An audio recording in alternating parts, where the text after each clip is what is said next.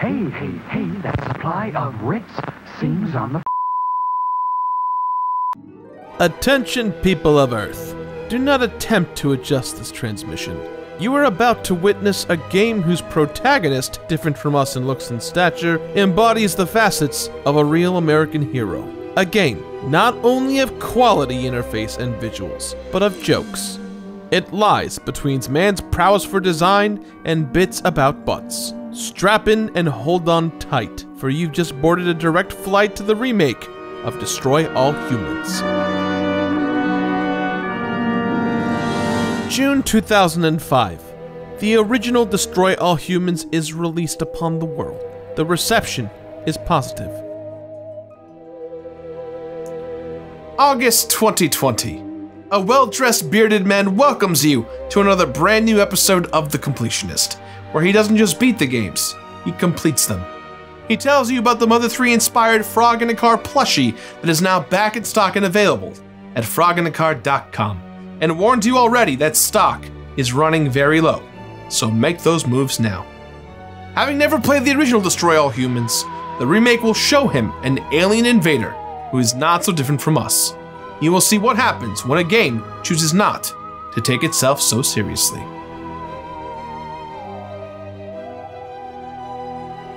Dude, get out of my face.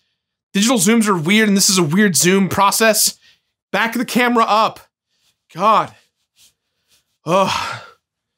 Claustrophobic. Can we get the fans on?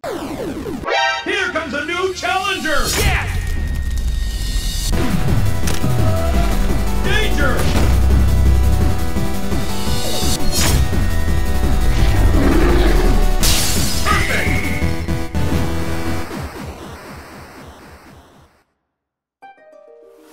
2005's Destroy All Humans and its 2006 sequel closed out the 6th generation of consoles before the Xbox 360, Nintendo Wii, and PlayStation 3 would come to dominate the world. Just as Conker's Bad Fur Day did for the Nintendo 64, this franchise was one last crudely beautiful send-off for the Xbox and PlayStation 2. When the original Destroy All Humans debuted, the response was pretty good. The mechanics were fine, the graphics were solid, but what really gave this game a cult following was its unique perspective and humor. 15 years later, fans can now rediscover what they loved about the original, while newbies like myself can chase the hype without having to set aside modern advancements. It's got a fresh coat of paint, more abilities, updated side missions, and the resurrection of a main story mission that was cut from the 2005 game. You play as Cryptosporidium 137, a shoot first, ask questions second, vaporize third, and level everything on your way out fourth type of alien of the Furon race. You land in 1950s America to investigate the disappearance of your clone,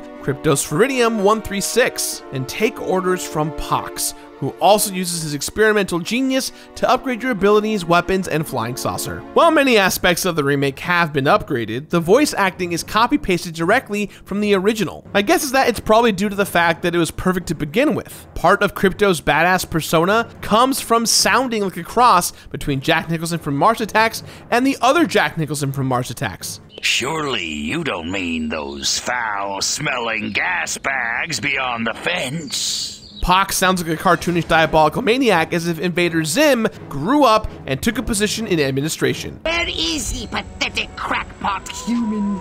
In fact, he kind of sounds exactly like Invader Zim. Oh, holy crap, it's the same voice actor as Invader Zim! 14-year-old Gerard is officially on board. The game consists of 23 missions, each taking place in one of 6 open-world locales across the United States. Once you unlock a locale, you then have the option to explore, do side missions, or wreak havoc either on the ground with your arsenal of weapons or in the air with your flying saucer. Think of this game as the 1950s horror parody of Grand Theft Auto. Instead of hijacking a sweet Tesseract, Banshee, or Sand King, you straight up hijack human bodies. Check out this sweet ride. Just as GTA has benefits to hijacking certain cars, stealing the identities of people like soldiers or maintenance workers allows you to access restricted areas without arousing suspicion. Even the threat levels are straight out of GTA, as escalating levels of law enforcement appear depending on how much humanity you destroy. You can choose to lay low and avoid the simple beat cop or shotgun-wielding farmer, or you can go on full Independence Day and draw the wrath of the secret anti-alien force known as the Majestic. I can count about 10 games off the top of my head where you play as a human fighting off aliens. All right, here we go. Area 51, Halo, Dead Space, Crysis, XCOM, Halo, Half-Life, Mass Effect, Halo, and that leaves one more. Let's see. Space Invaders. But Gerard, you showed an image of Gears of War and a list about aliens, but those weren't actually aliens. They were subterranean Earth creatures, not aliens. Shut up, nerd. Fine. Metroid. My point is, Destroy All Humans is the first game I've played that flipped the script. Instead of being humanity's last chance for survival against an alien invasion, you are that invading alien. Now you may have noticed that I, the Completionist, am an American human. Wouldn't enjoying a game titled Destroy All Humans where an alien invades America make me a traitor to my kind? Maybe, but I don't care. And here's why. Crypto137 is us. He's hungry for power, motivated by retribution for his fellow Furons, has needless access to way too much destructive technology, and has a pretty swell time using it against his enemies. Ladies and gentlemen, that's about as American as you can get. In other words, Destroy All Humans shows us what it would be like if 1950s America was invaded by 2050s America. So it's safe to say that this game did take a few liberties with American history. You know, I don't recall cracking open my Houghton Mifflin social studies book and reading about the mutant secret agents with psychokinetic abilities, or about the 100-foot-tall cyborg president defending the nation's capital. What the game does do is give a humorous perspective on what we were like during the Cold War era. Despite the depictions of the time from Leave It to Beaver and Happy Days, there was a lot of ridiculousness boiling under the surface. It was the heyday for conspiracy theories, and the granddaddy of threats to the upstanding American way of life, communism. So, how would the American government explain the death and destruction caused by an alien invader? They'd blame communism. And that's exactly what this game does. This concept was best conveyed through the newspaper headlines that would appear upon mission successes or failures. Whatever mayhem you just pulled, communism. A building that blew up in town square, communism. Cows turning green, communism. There's a great cutscene where Crypto's disguised as the mayor of Rockwell and has to publicly address the complaints of the townspeople. Now, these people are not bright. They're quick to panic, easily suggestible, and Crypto knows this. He knows that the best way to get people on his side is to shift the blame on the neighboring town for being un-American and, of course, communist. So it's safe to say that with the obvious threat Crypto poses, we'd all band together in solidarity, right? I mean, have you just heard nothing of what I just said? This is straight up Twilight Zone Monsters Are Due on Maple Street. Humans are pointing the fingers or ignoring the problems altogether. General Armquist is the jingoistic head of the US Army and is in a pissing contest with the other Joint Chiefs. Once Crypto defeats him, he's immediately thrown under the bus and painted as a Soviet spy. Meanwhile, the clandestine Silhouette is working behind the scenes to absorb the branches of military under the Majestic, and President Huffman is seen as nothing more than a mere puppet. You'd think that a 3-foot-tall being from outer space would be the cause of such strong fear and paranoia in society, when in fact, Crypto merely exploits the fear and paranoia that's already present. During my completion process, I thoroughly enjoyed the unique perspective of an alien invader on Earth. But I was surprised that I began to see Crypto and Pox less as funny little gray aliens and more as a mirror to what we can become when we blindly trust the powers that be. Thank goodness those days are far behind us.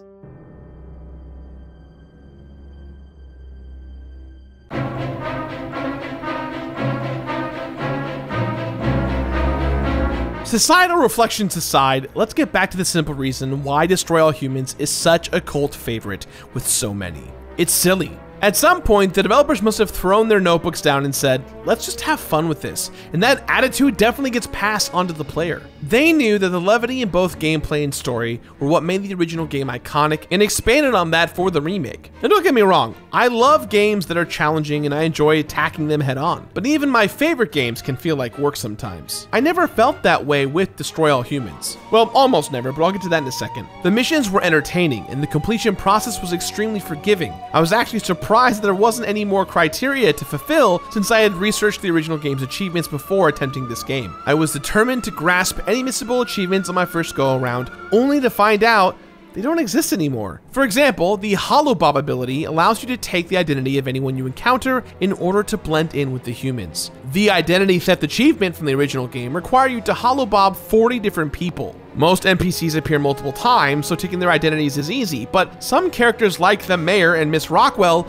only appear in select missions and are never seen again. If you didn't Holobob those few characters at the right time, you'd have to start a brand new playthrough to encounter them again, making the identity thief achievement a real pain to get. However, not anymore. Someone involved with the remake must have heard about this stressful achievement and vaporized it. It's gone. And I'd like to think that it's because the developers this time around realized that achievement grinding isn't what this game is about. It's not supposed to be work. It's light. It's silly. Every achievement on this list is actually fun to complete. The same can be said for the optional objectives that the remake added to each mission. They're required criteria for getting the mandatory option achievement. But to even my non-completionist friends out there, I'd say do them anyway. They are fun. And you can tell the developers constructed the optional objectives not to add an arbitrary challenge, but to guide the player on how they recommend completing a mission. If an optional objective is to catch a rocket in midair and send it flying back at a group of soldiers, it's probably because a lot of soldiers will be firing rockets at you, and returning to sender is a great way to dispatch them. If an optional objective is to access a secured military base undetected, it's probably because disguising yourself as a chef is the easiest way to go about it, and leads to some humorous dialogue with the guard. And yes, some of these side objectives are also downright silly. Earlier I mentioned the Mayor and Miss Rockwell, who, by scanning their thoughts, you find out are in a scandalous affair. While you no longer have to Holobob Miss Rockwell for the identity theft achievement, you can complete an objective by Holobobbing the Mayor and escorting Miss Rockwell back to your flying saucer. Yeah, you can escort her back as any random bloke in town, but to do so as the Kennedy-esque mayor is hilarious. It's the icing on the cake that takes an objective from necessary to fun. By the way, completing these objectives is super forgiving, so I have to give thanks to the game for making my job a bit easier. One welcomed addition to the remake is the ability to replay a specific mission by means of your Holopox deck. You get an achievement for replaying a mission for the first time, and the mandatory option achievement even tells you in the requirement description to use the Holopox deck if you need to. That's just downright sweet. You don't even have to get all the optional objectives in a mission at once if you get one but mess another one up. Just replay the mission and only focus on the objective you missed originally. It's like the game wants me to complete it. But I'm going steady with Destroy All Humans now. She treats me right. The silliness doesn't even come close to ending with the achievements and side objectives, my friends. In Crypto's over-the-top arsenal of weapons, one in particular gets to the bottom of what makes an alien an alien. What Space Invader is complete without his handy-dandy anal probe? Using this weapon is the most efficient way of mining DNA, which acts as the currency needed for upgrades. I couldn't help but feel childlike joy every time I extracted someone's brain from their butt. Hearing that slight pop sound and seeing a majestic agent awkwardly running around with his hands in his buns never got old. And the only thing better for extracting DNA than an anal probe is 2 anal probes. That's right.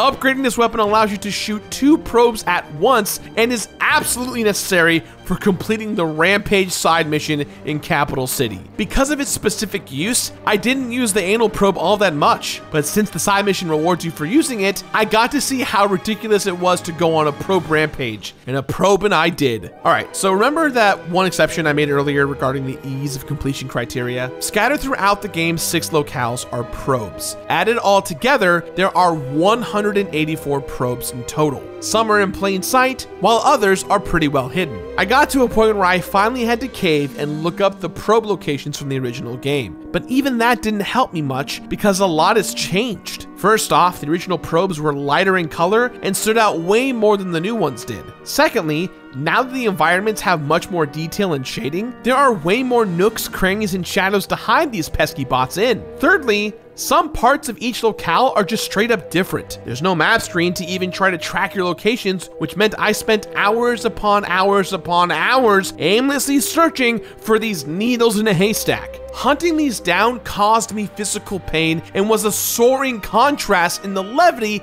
I enjoyed so much until this point. Damn you, Remake, I thought you were the one. Now, to be fair, some of the achievements that were removed from the original game were the ones requiring the player to collect all the probes in a locale. Someone must have realized that there were more fun things to do and simply tied each probe to unlocking a single piece of art in the game. The probes should be properly treated as just a tasty cookie that you can pick up while handling other business.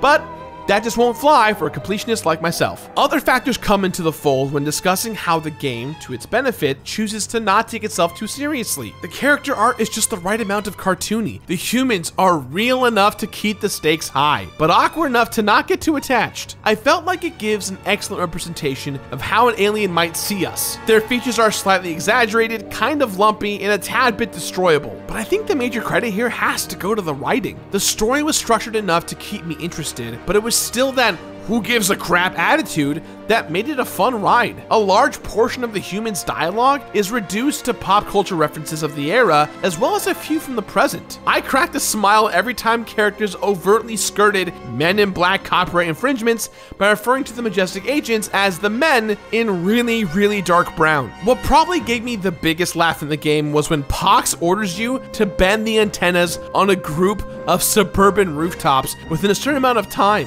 There seems to be no reason for the time limit other than to add a small gamey difficulty to the mission. Pox addresses the time limit by simply telling you that it's too hard to explain and to never speak of it again. This felt like the game was telling me, this part's gamey, we know it's gamey, who cares, just play it. And they did it in such a comical way that I was absolutely fine with it. Calling yourself out with flippant humor can be seen as a means of covering up your shortcomings. But doing this to a well-constructed game with attainable achievements makes Destroy All Humans a game of beautiful levity. It makes it iconic.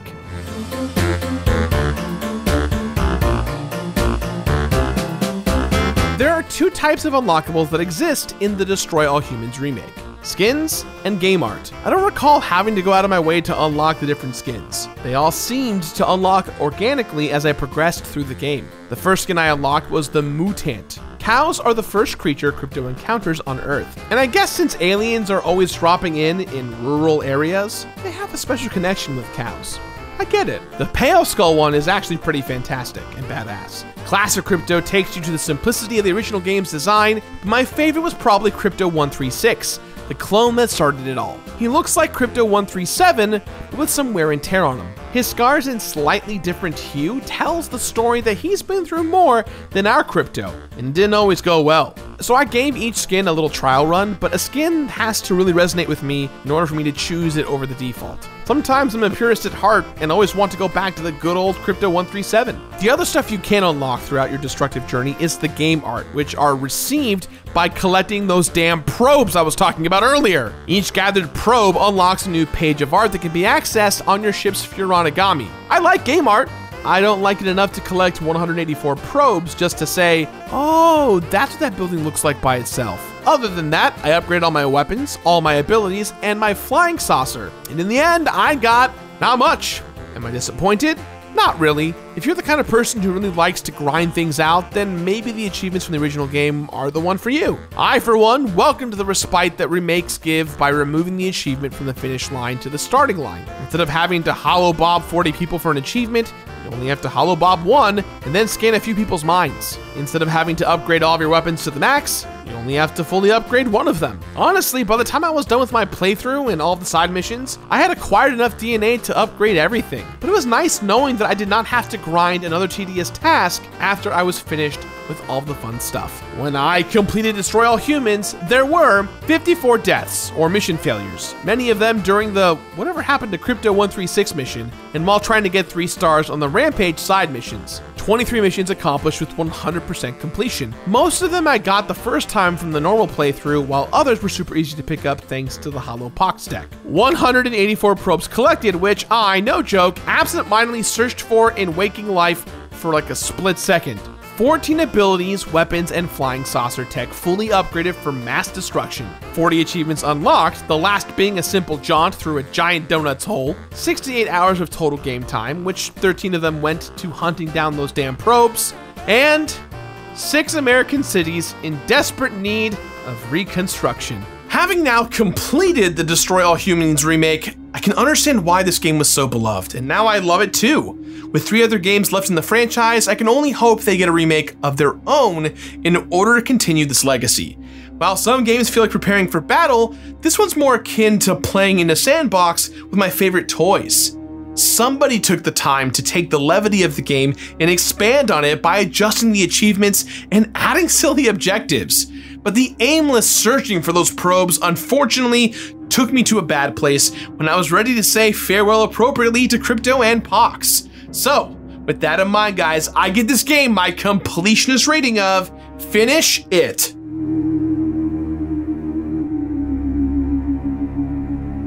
Finish it!